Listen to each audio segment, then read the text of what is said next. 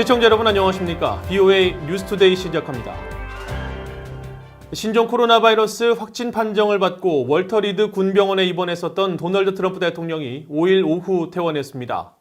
주치인 숀 콘리 의료진은 기자회견을 통해 트럼프 대통령이 퇴원에 필요한 기준을 충족했거나 초과했다면서 백악관에서 할 수 있는 것 이상으로 현재 군병원에서 할 수 있는 것은 없다고 밝혔습니다.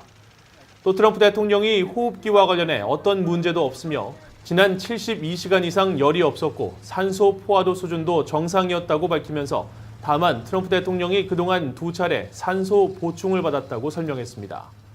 앞서 트럼프 대통령은 퇴원 전 사회 연결망 서비스 트위터에 올린 글을 통해 자신의 퇴원 소식을 알리면서 현재 자신의 몸 상태는 정말 좋다고 말하고 코로나 바이러스를 두려워하지 말고 그것이 여러분의 삶을 지배하게 만들지 말라고 강조했습니다. 이어 트럼프 행정부는 훌륭한 약과 여러 관련 지식을 개발했다면서 현재 자신의 몸 상태가 20년 전보다도 더 좋다고 덧붙였습니다. 트럼프 대통령은 지난 2일 자신이 신종 코로나 바이러스 확진 판정을 받았다는 소식을 알렸으며 이후 월터 리드 군병원에 입원해 치료를 받아왔습니다. 북한에 상주했던 국제기구 관계자들이 심각한 경제난을 겪고 있는 북한의 문제점을 지적했습니다. 특히 북한 체제의 비효율성과 함께 열악한 사회 기반 시설이 1990년대 수준에 머물러 있다면서 사회 기반 시설을 만들고 유지하는 것이 필요하다고 밝혔습니다. 함지하 기자가 보도합니다. 미국 조지 워싱턴대가 북한의 경제 문제를 주제로 개최한 토론회에 제롬 소바주 전 유엔 개발계획 평양 사무소장이 참석했습니다. 소바주 전 평양 사무소장은 북한의 인프라스트럭처, 즉 사회 기반 시설은 고난의 행군으로 불리는 대기근 시절 1990년대, 즉 30년 전 수준을 벗어나지 못하고 있다고 지적했습니다. Public infrastructure in North Korea has not recovered from the collapse of the 1990s. The 1990s is the end of the cooperation with the Soviet Union. Soviet Union was a trading partner, but it was also a provider of spare parts, of equipment, and of course, DPRK depended on it very much. 소바주 전 소장은 특히 사회 기반 시설의 붕괴로 전기 등 북한의 에너지 수급 문제가 불거졌다며 현재 북한 주민들의 에너지 사용률은 1990년대의 3분의 1 수준이며 또 북한의 수질과 의료 장비 부족 문제 등 북한의 열악한 보건 체계에 대한 개선도 시급하다고 강조했습니다. 1990, it was at 50 deaths for 100,000 live births to 82 deaths for 100,000 live births.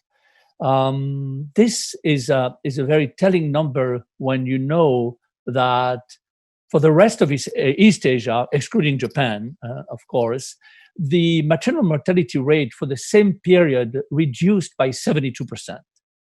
미국의 국제 구호단체인 월드비전의 랜달 스파도니 북한 담당 국장은 사회 기반 시설과 경제 문제 해결을 위해선 북한 체제의 비효율성 문제를 해결해야 한다고 강조했습니다. 북한을 방문할 때마다 이 같은 비효율적인 문제로 인해 각 개인들은 물론 제도적으로 얼마나 많은 시간이 소비되는지 놀라게 된다면서 이런 이유로 북한은 종종 원하는 목표를 달성하지 못한다고 지적했습니다. Every time the DPRK reinforces its system of social and economic control, it just creates all these new unintended inefficiencies, and in effect, it undermines its own goals when it does that.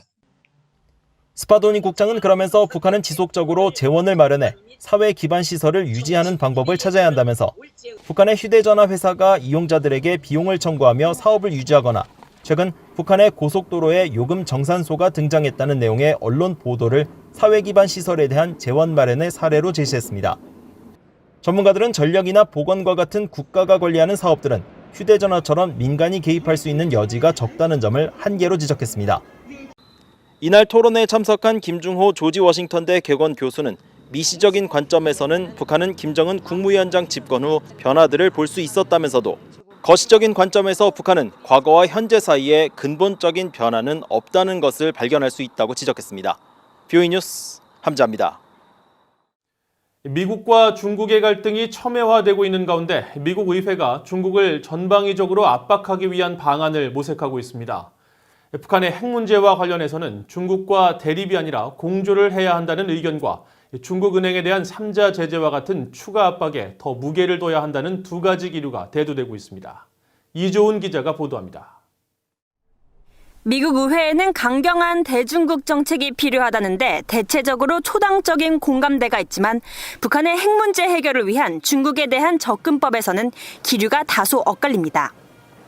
미중 갈등 속에서도 북한 문제에서는 중국과의 공조가 중요하다는 의견과 중국에 추가 압박을 가해야 한다는 두 가지 기류가 공존합니다. 중국은 여전히 북한 문제의 지렛대인 만큼 협력해야 한다는 의견이 있는 반면 중국은 북한의 제재 회피를 돕고 있다며 중국의 은행들을 중심으로 압박을 강화하는 세컨더리 보이콧, 즉 제3자 제재를 강화해야 한다는 겁니다. Yes, China can be a leverage on North Korea, but it's also important in this report we point out to support our allies in the region. And that is South Korea, who's under threat from China, and that is Hong Kong, who was invaded by China in violation. Yes, we need to cooperate with China to counter North Korean aggression. But you have to understand that the Chinese Communist Party is helping Pyongyang circumvent international sanctions. 의회 내 이런 두 기류는 최근 발표된 대중국 법안과 보고서에서도 드러납니다. 공화당 상원 의원들이 지난 7월 상정한 전략 법안은 북한 문제에서 미국과 중국은 가능한 한 대립보다 공조를 우선시해야 한다고 명시했습니다. 북한 정권이 완전하고 검증 가능하며 돌이킬 수 없는 비핵화 조치에 착수할 때까지 북한 정부의 최대 경제적 압박을 유지하는 것이 미국의 정책이라며 선박 간 환적 등 불법적인 대북 해상 거래 차단을 위해 중국과의 협력을 강조했습니다. 공화당 하원 의원들로 구성된 중국 태스크포스는 지난달 30일 발표한 보고서에서 중국에 대응하기 위한 400여 개의 방안을 제시하며 대북 제재 회피를 돕는 중국 은행에 대한 제재 부과를 촉구했습니다. 미국은 북한 정권의 자금 조달을 돕는 중국 금융기관에 충분한 조치를 취하지 않았다는 지적입니다. 특히 미국 의회가 지난해 말 초당적으로 통과시킨 새 대북제재법, 이른바 원비어법을 보다 엄격하게 시행해야 한다고 밝혔습니다.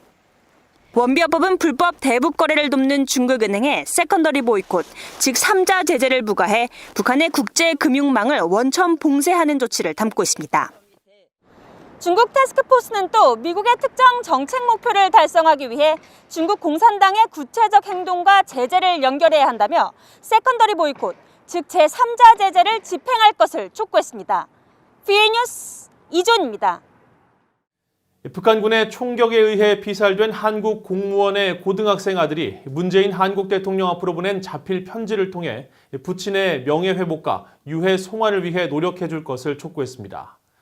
고등학교 2학년인 피격 공무원의 아들은 5일 공개된 자필 편지에서 수영을 전문적으로 배운 적이 없고 마른 체형을 가진 아버지가 38km 거리를 조류를 거슬러 올라갔다는 것이 진정 말이 된다고 생각하는지 묻고 싶다면서 월북이라는 한국 정부의 발표를 유족들은 믿을 수 없다고 말했습니다. 그러면서 정부가 피살된 공무원의 월북 증거라며 내놓은 설명 가운데 북한이 해당 공무원의 신상 정보를 파악하고 있었다는 것에 대해서도 총을 겨눈 북한군이 인적 사항을 묻는데 대답하지 않을 사람이 누가 있느냐며 반박했습니다. 피격 공무원의 아들은 문 대통령에게 대통령의 가족이라고 해도 지금처럼 할 수 있겠느냐며 시신조차 찾지 못하고 아버지가 잔인하게 죽임당할 때 도대체 이 나라는 무엇을 하고 있었는지 묻고 싶다고 덧붙였습니다. 피격 공무원의 친형인 이래진 씨는 이날 피격 공무원의 아들이 쓴 친필 호소문을 공개하면서 유족 측은 한국 정부 당국의 월북 판정을 믿을 수 없다며 국방부를 상대로 사건 당일 국방부 감청 녹음 파일과 공무원 피살 관련 영상 파일에 대한 정보 공개 청구를 신청할 방침이라고 밝혔습니다. 해리 해리스 주한 미국 대사가 서욱 한국 국방부 장관과 접견하고 미한 동맹과 한반도 현안에 대해 논의했다고 한국 국방부가 밝혔습니다. 해리스 대사는 5일 최근 새로 취임한 서욱 한국 국방부 장관의 취임 축하 인사를 전하기 위해 한국 국방부 청사를 방문해 서 장관을 접견한 자리에서 양측은 굳건한 한미동맹이 한반도와 동북아의 안보, 평화, 번영의 핵심 축이라는 데 의견을 같이 했다고 한국 국방부가 밝혔습니다. 해리스 대사와 서 장관은 이어 한미동맹의 발전을 위해 두 나라가 앞으로도 긴밀히 소통해 나가기로 합의했다고 한국 국방부는 전했습니다. 최근 1년 동안 벌어진 국가주도 사이버 범죄 활동 가운데 북한이 순위권에 들었다는 보고서 분석이 나왔습니다. 미국 최대 소프트웨어 업체인 마이크로소프트사는 최근 발표한 보고서를 통해 지난해 7월부터 올해 6월까지 1년 동안 벌어진 사이버 범죄 활동 가운데 북한에 의한 범죄가 러시아와 이란, 중국에 이어 4번째로 많았다고 설명했습니다. 보고서가 지목한 북한 사이버 범죄 해커 집단은 김수키와 라자루스이며 이들은 주로 인권단체나 인도주의 지원단체, 싱크탱크 등을 대상으로 범죄에 나섰다고 분석했습니다. 특히 기관 소속 인물들에게 피싱 메일을 보내거나 가짜 사이트 등으로 유인해 이들의 로그인 정보를 알아낸 뒤 정보 활동에 이를 사용했다고 보고서는 밝혔습니다. 이상으로 VOA 뉴스투데이를 마칩니다. 시청해주신 여러분 고맙습니다.